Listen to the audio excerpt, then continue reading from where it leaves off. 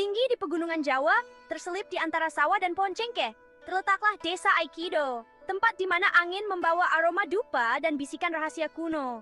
Tapi lebih dari itu semua, Aikido terkenal dengan silatnya. Generasi demi generasi pendekar telah mengasah kemampuan mereka di desa ini. Gerakan mereka secepat dan semematikan serangan ular berbisa. Anak-anak Aikido tumbuh besar dengan bunyi berirama pedang kayu latihan dan melihat orang tua mereka bergerak dengan keanggunan dan kekuatan balet.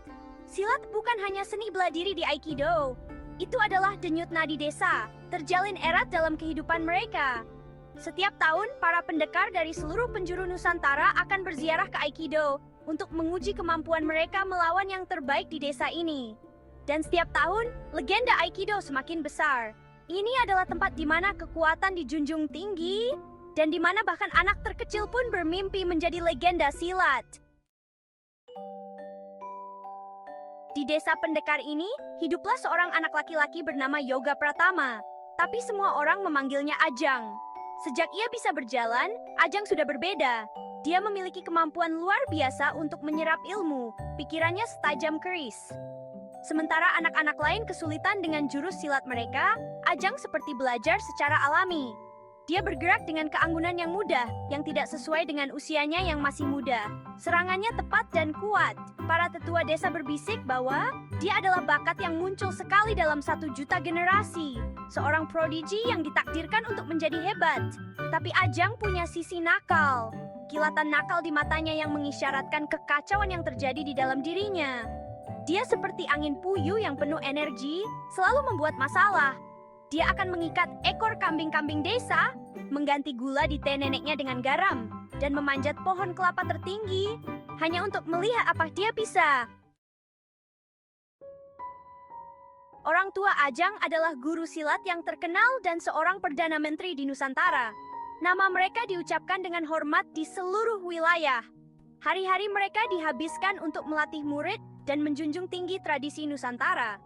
Mereka adalah orang tua yang penyayang, tetapi kewajiban mereka terhadap pemerintah seringkali membayangi putra mereka. Ajang mendambakan perhatian mereka, persetujuan mereka.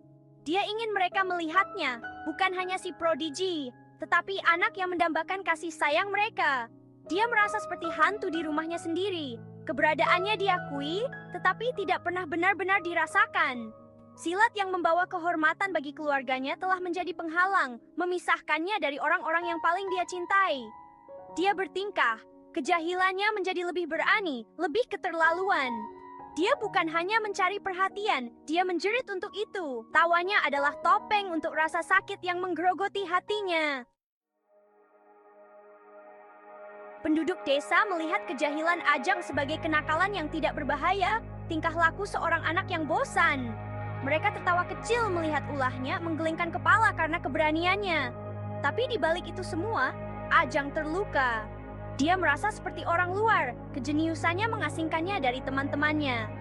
Anak-anak lain kagum sekaligus takut padanya. Mereka tidak bisa memahami pikirannya yang cepat atau penguasaannya yang mudah atas silat. Dia berbeda, dan di desa yang menjunjung tinggi keseragaman, menjadi berbeda adalah beban. Dia merindukan koneksi, seseorang yang dapat melihat melampaui kejahilannya dan memahami kesepian yang menggerogoti dirinya. Dia mendambakan seorang teman, seseorang untuk berbagi rahasia, seseorang yang tidak akan menghakimi kecerdasannya atau kegelapan yang kadang menyelimuti pikirannya. Tekanan untuk berprestasi sangat membebani pundak Ajang yang masih muda. Dia diharapkan untuk mengikuti jejak orang tuanya, untuk menjadi legenda silat, dan membawa kejayaan yang lebih besar bagi Aikido. Tapi memikirkan hal itu membuatnya dipenuhi rasa takut. Dia tidak ingin didefinisikan oleh silat, oleh harapan orang lain. Dia ingin menempa jalannya sendiri untuk menjelajahi dunia di luar batas Aikido. Dia terpesona oleh bintang-bintang, oleh cara cahaya menari di atas air, oleh misteri yang tersembunyi di dalam teks-teks kuno.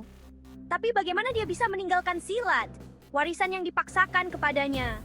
Bagaimana dia bisa mengecewakan orang tuanya, orang-orang yang sangat ingin dia bahagiakan? Seiring bertambahnya usia Ajang, pertanyaan itu tetap menggantung. Akankah dia menyerah pada kegelapan yang mengancam untuk menelannya? Atau akankah dia menemukan cara untuk menyalurkan kecemerlangan dan rasa sakitnya menjadi sesuatu yang positif? Akankah dia belajar mengendalikan dorongan nakal yang mendorongnya untuk berulah? Atau akankah dia selamanya dikenal sebagai si jahil desa, anak laki-laki yang bisa saja menjadi hebat? Nasib Ajang, si jenius dari Aikido, tergantung pada keseimbangan. Dia berada di persimpangan jalan, dan pilihan yang dia buat tidak hanya akan membentuk takdirnya sendiri, tetapi juga masa depan desa yang menahan napas, menunggu untuk melihat apakah bintangnya yang paling terang akan naik atau jatuh.